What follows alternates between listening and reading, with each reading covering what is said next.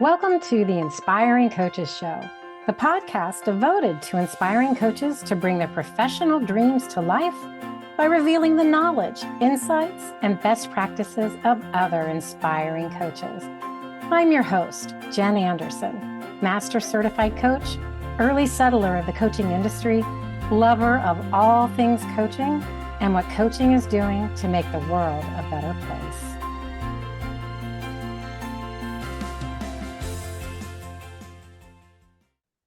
All right. Well, hello out there. As you all know by now, I love to start every coaching session and everything I do as a coach with a celebration.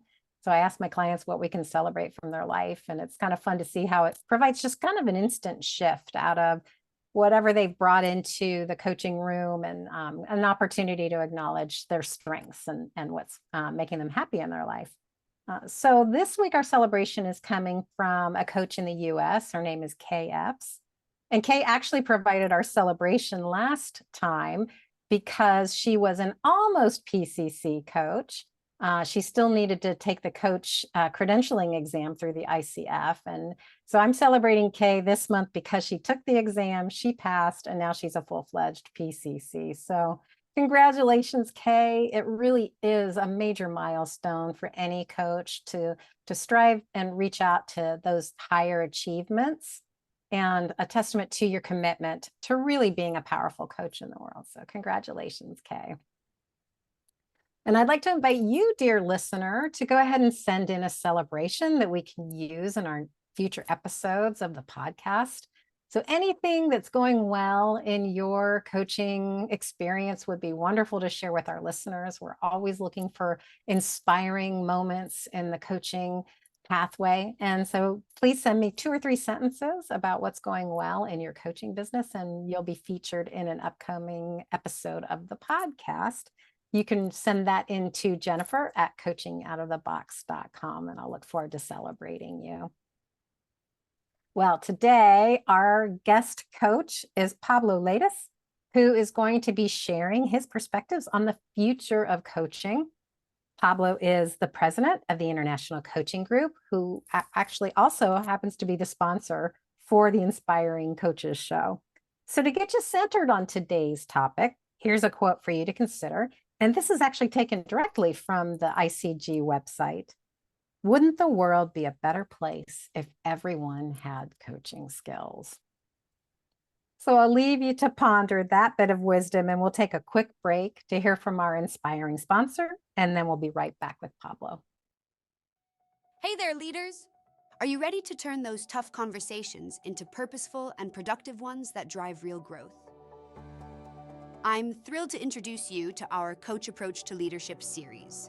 This is where you can learn the skills to communicate effectively, be heard, and make lasting, positive changes in your business.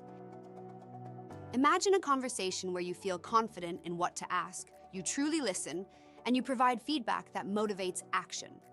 That's exactly what we'll work on together in this program. Got questions? No worries, our enrollment coaches are here to support you every step of the way. Book a call with us today and discover how to transform your conversations and your leadership style. It's time to inspire growth, build real trust, and turn every interaction into a powerful, productive experience. Welcome back. And as a quick reminder, today we're being inspired by our guest, Pablo Leites, with his thoughts as the president of the ICF accredited coach training program on the future of coaching. So welcome, Pablo. Hi, nice to meet you. Nice to see you again, Jen. Yes, we've had the luxury of getting to work together off and on here and there for the last couple of years since you came on in this role. And it's been just really, I have to say, Pablo, it's really been lovely working with you. I find that you bring a really positive, can-do kind of attitude, and you're curious and everything you would want a coach to be. That's my experience of working with you. So I wanted to share that with you. Thank you, Jen. That's very kind. Appreciate that. Well, absolutely. So you've been the leader of a coach training program provider for about 2.5 years now. And I'm curious, Pablo, what brought you to the point of wanting to take on this challenge? Thanks, Jen. Good question. A lot of it's destiny, I believe. my background is very much in, so I go back to 2008 or so when I took a course in counseling. So I wanted to become a counselor and do counseling as a full practice and as a full kind of business.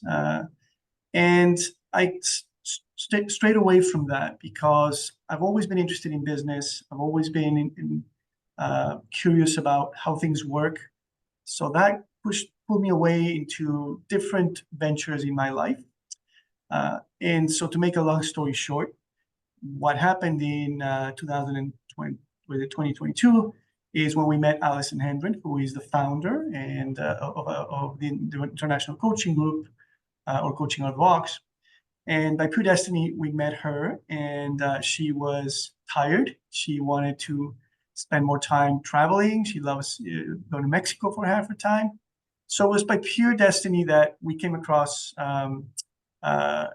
Alison Hendren, and we kind of started a conversation. And she felt that both my business partner and I were the right people to kind of follow on her footsteps and take her legacy to the next level. And so that's how it happens. It was very much by pure dynamics of being in the right place at the right time, really. And I think that in and of itself is really inspiring, Pablo, to be honest, because I think, a lot of times people feel like they have to make something happen. And certainly there's moments in life where you do have to take inspired action in order to see movement and inspired results. And you're introducing that notion that there is maybe some fate, maybe some destiny involved in being in the right place at the right time. So what inspires you most, Pablo, when you think about the future of coaching? Because I know that we've had conversations, I've been a part of conversations where you've talked about where things are going in the world of coaching. So what do you think is most inspiring about the future of coaching right now?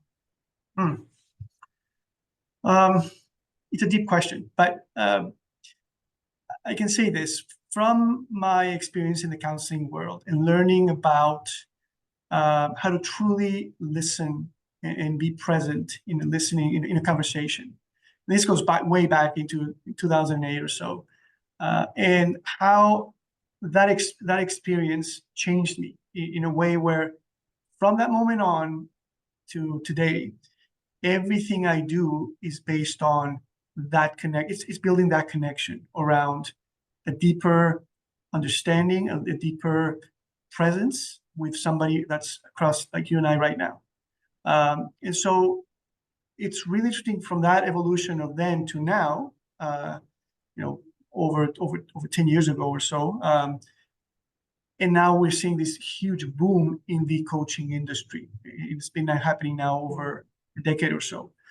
And so to your question, the future for me is really exciting in the sense that I'm seeing acceptance of coaching, of the coaching skills and the coaching practice more and more in places where I never would have thought they would be accepted.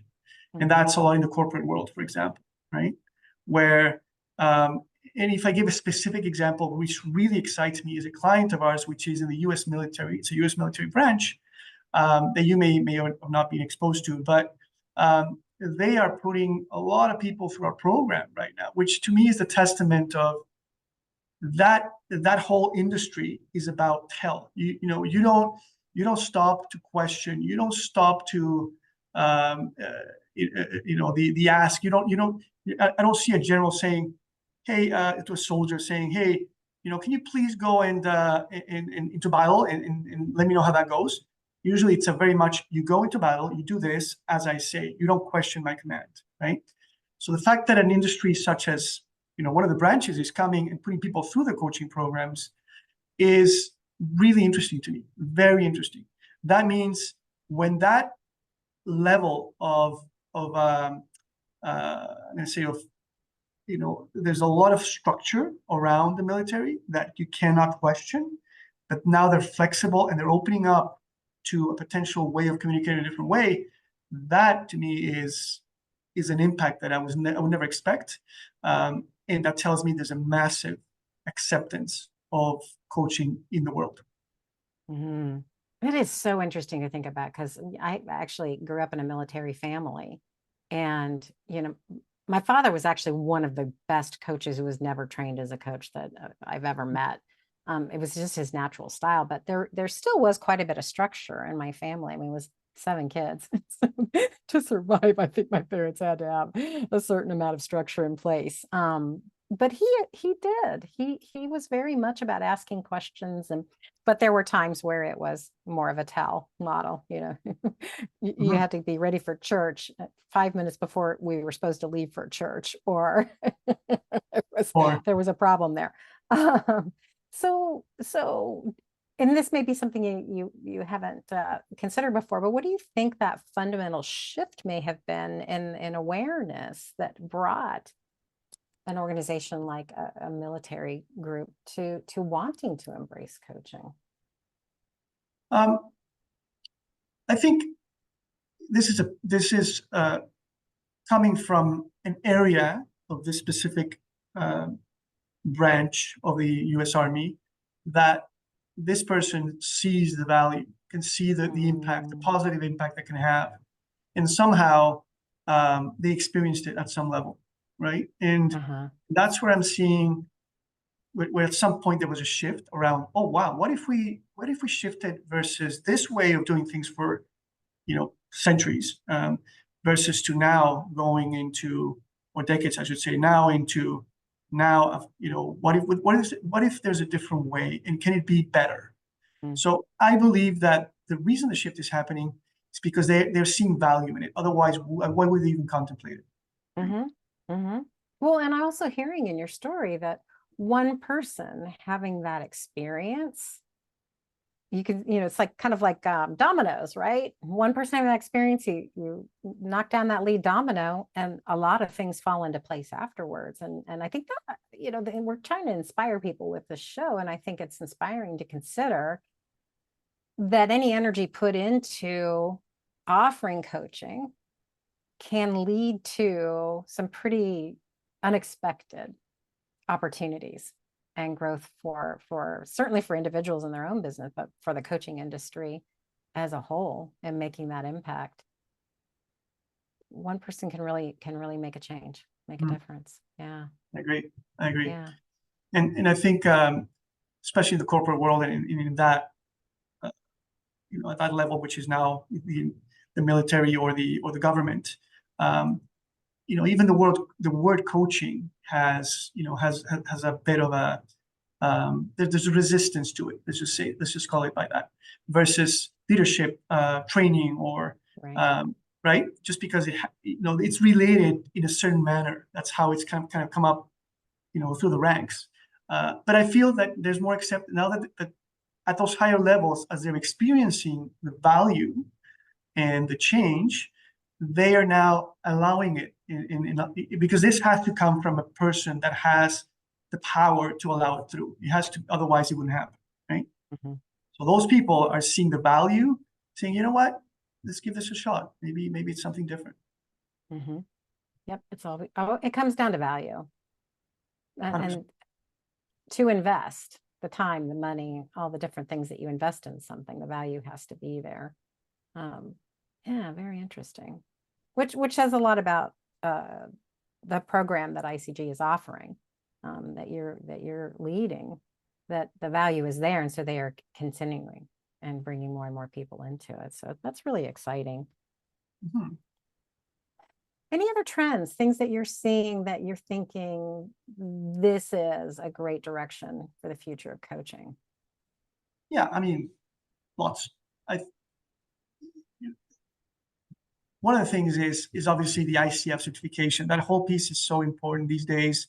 It's bringing that oversight to the industry, which I feel is important. Of there's unfortunately or fortunately a lot of the coaching um, kind of setback has been around the lack of regulation and people not feeling that there is. If you think about a counselor or an engineer, for example, there's an oversight around that gives some protection to the public, right? And I feel that that's an important piece that's becoming more and more accepted. Obviously, the ICF has become kind of the leading organization these days, but there's others. And just the fact that that's growing and that we're allowing that to happen and that we're seeing the value and we are, people are placing the value in that, I think is important. And we see it more on the corporate side where they're asking for that. They're saying, hey, make sure you send me somebody that's certified, right? And we're now getting coaches that have been coaching for years. They're coming saying, you know what, I've been coaching for years. I just need my certification now because now my clients are asking for this, right? So I see that as also exciting. I know it's a bit of a pain, but it's like anything else. There's, and I know you kind of just went through some of this in January, but isn't that, there's something to it, I think. There's that piece around having that external oversight that says, hey, we're looking after you somehow. Oh, it protects everyone. That's whether it's the coach or the sponsoring organization, the clients, everyone gets protected when they're, and the right amount of oversight, I think, is really important too.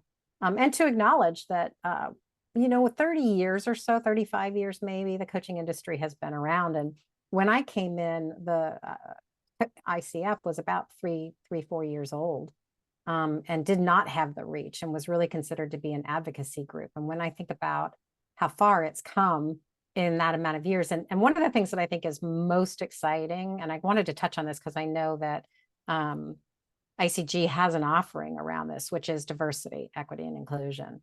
The real emphasis on the importance of coaching reaching greater and greater numbers of people in terms of diversity, and also being pushed down so that it's not something that's elitist and sitting just at the top of organizations, but it being something that's available to everyone within an organization. And any thoughts around that trend that you can share? So we've experienced it in two ways. One is during the pandemic, or just after the pandemic, we saw a big surge around the diversity and inclusion kind of push and having more inclusive, more that be more aware of the conversations that are happening, be more aware of the different paths that everybody wants to take. And so there was a big push around that, and we built a course around it, and we've got Patty, who's a magnificent facilitator of this course, as you know. But interesting enough, what we're seeing is a bit of for me, it became a bit of a fad, and it's kind of slowed down a little bit, and it's becoming more. I'm sorry, what part of it has become a fad? I guess we saw a lot of people interested in wanting to take the specific course for the first year or so. And then we saw it die down, and we were like, well, what's happening? Yeah. And I think it was more, I don't know if I want to say it's a fad, but it was just the interest level that was there. Yeah. That has died down a little bit. And I think it just kind of normalized itself now. What we're seeing now is the people or the organizations that are coming for this course are more serious, I should say, around really fine-tuning their skills, because the diversity course we have is more around, it's actually designed for coaches that really want to learn how do they bring in that diversity inclusion conversation into their coaching practice. They're actually coaching. So that's what I call it. I don't know if it's fad, but almost like a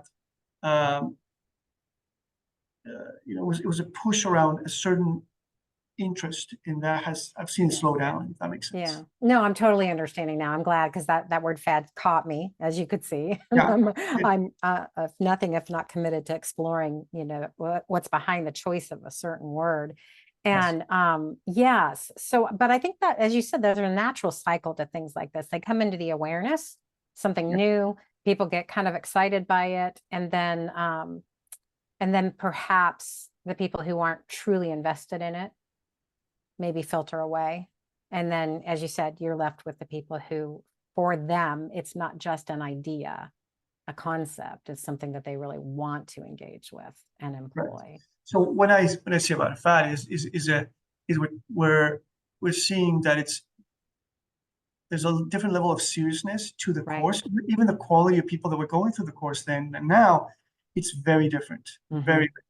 Mhm. The people that we see now are truly committed to, we really want to do this. Whereas before it was more like, hey, everybody else is doing it, I should do it, type of thing. Right? And we see trends, what the focus is. So, just as an example, Brene Brown's work with vulnerability was something that coaches just really jumped on board with. And it seemed like every coach I was talking to at that time was taking her program, which is wonderful. And, it seems like things kind of come and go in terms of people being excited about it, popular. But I think there's a difference with this, the diversity and inclusion, in that at least I hope that there's an anchor into it, that we're not just looking at it as, oh, this is something that would be good to really be focusing on and 100%. paying attention to it starting to become, it's just a matter of course. This is who we are and how we do things. I certainly hope the coaching profession is in that space more so.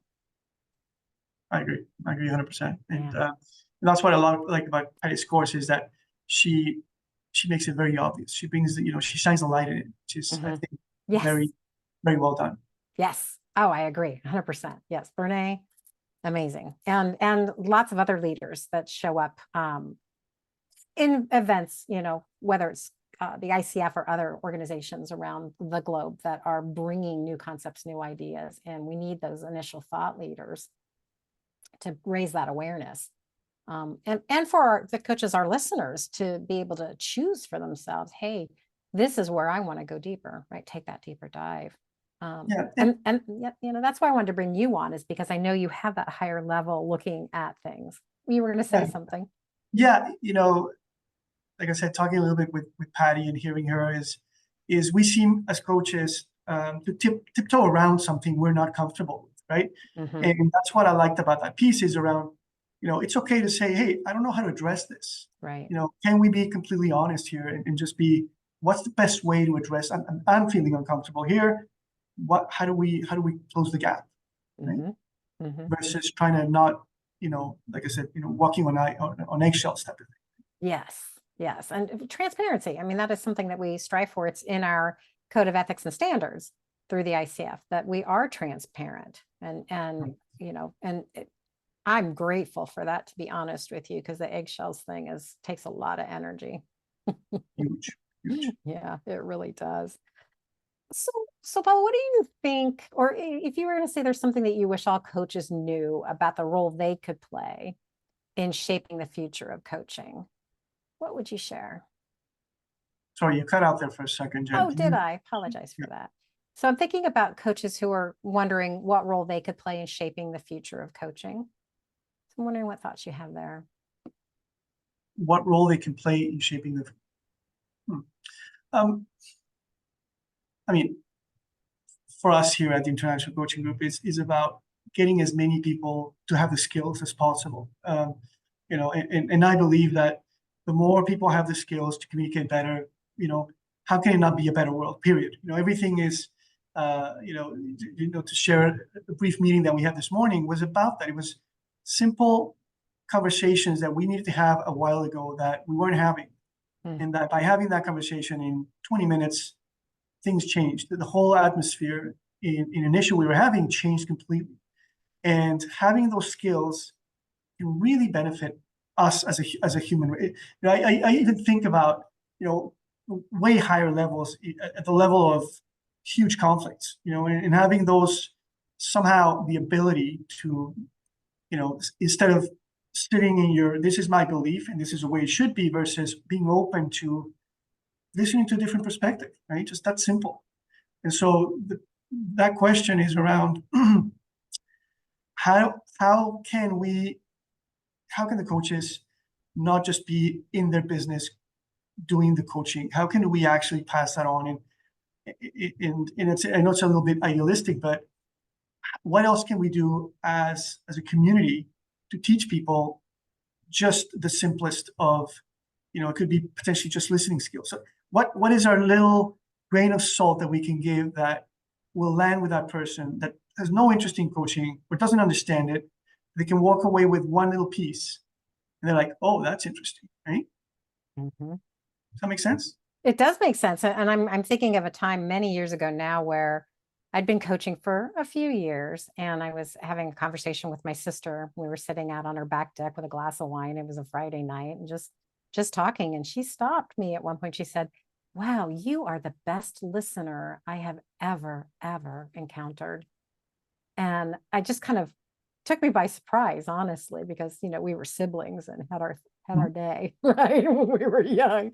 And but I looked at that, I said, okay, it's full integration now. This is just who I am, these coaching skills, and this is a great way to be in the world. So I Mhm. think, coaches, we have this opportunity to role model, which really brings me back to the quote, which is, wouldn't the world be a better place if everyone had coaching skills?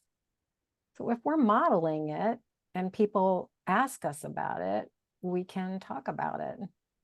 Mhm. 100%. Yeah. That's where the I know I talked to Lorraine and some of the coaches in this around that it becomes a way of being. It's not, Yeah. it's not that you're a coach. You're that being now. It's not, there's no difference. It's not like I switch on and I'm a coach now and I'm not, right? Yeah. Yeah. And there aren't many professions where that's really the truth. This is a style of communication. It's a way of seeing the world, being in the world, right? Versus a profession. Yeah. I'm so glad you brought that into this, Pablo, because I think it's a game changer when people really understand that and embrace it. And I've always said, no matter what, even if you don't choose to call yourself a coach, hang a shingle and purvey your services as a coach, you are going to learn to be a better communicator with everyone in your life if you get coach training. Your life will be exponentially better and you will grow. It's kind of a side effect of our profession, is that you grow. And even in the coach training, you grow, you learn about yourself, you do better. 100%. Yeah. So I really want to thank you for taking a leadership role in our industry in this way. I have tremendous respect for you, and I'm really grateful that I've been able to be a part of the changes and the growth that have been happening around the organization. And at the risk of seeming self-serving, since you're my sponsor of the podcast, I truly mean it from the bottom of my heart. I appreciate your leadership within all of this. Thank you for that, Jenny. Appreciate it. Yeah, absolutely. If Mhm. listeners want to connect with you and continue this conversation or some part of the conversation, what's the best way for them to reach out to you? Email is the best, Yeah. and that's Pablo at cotbx.com. Oh, you shorten it. I should shorten it maybe, huh? You have to COTBX. show me 100%. There you go. It is a mouthful to say at coachingoutofthebox.com, I have to say. Easy to remember. It is easier. Yeah, really easy to remember. Well, we're going to take a quick break. And if you can stay for just a second, Pablo. And when we come back, I'm going to share with everyone how they can become a guest on the Inspiring Coaches Show. Hello, listeners. This is a special message from the International Coaching Group. We're thrilled to have you with us today on the Inspiring Coaches Show. If you're in search of an ICF accredited coach educator, look no further. Our flagship 555 coaching skills training program has been taught to over 45,000 people in over 38 countries. Additionally, our signature Fast Track to ICF credential program has been a key reason why both individuals and corporations choose the International Coaching Group to support their coaching skills, training, and coaching journeys. Ready to take the next step? Visit www.coachingoutofthebox.com to learn more or schedule a call with one of our enrollment coaches. We're here to support you every step of the way. Don't wait, start your coaching journey today. Welcome back. So, the Inspiring Coaches Show is always looking for guests who will be wonderful to talk to and provide inspiration to our listeners. So, if you're interested in joining me on the show, please send, now I can use a shortened email address. Please send an email to Jennifer at cotbx.com and include your topic idea and a short blurb on how you think it will inspire coaches to bring their professional dreams to life. Well, as we all know, inspired coaches believe in expressing gratitude. So thank you once again, Pablo, for being here with us today. And thank you to our sponsor, the International Coaching Group. And most of all, thank you to you, dear coach listeners, for committing yourself to seeking inspiration. Don't forget to subscribe, by the way, to the podcast so you don't miss an episode. We always have wonderful guests. But we know that you really are here because you want to bring your coaching dreams to life and you get inspired by hearing what others are doing. So until next time, I'm Jen Anderson, MCC, and this is the Inspiring Coaches Show.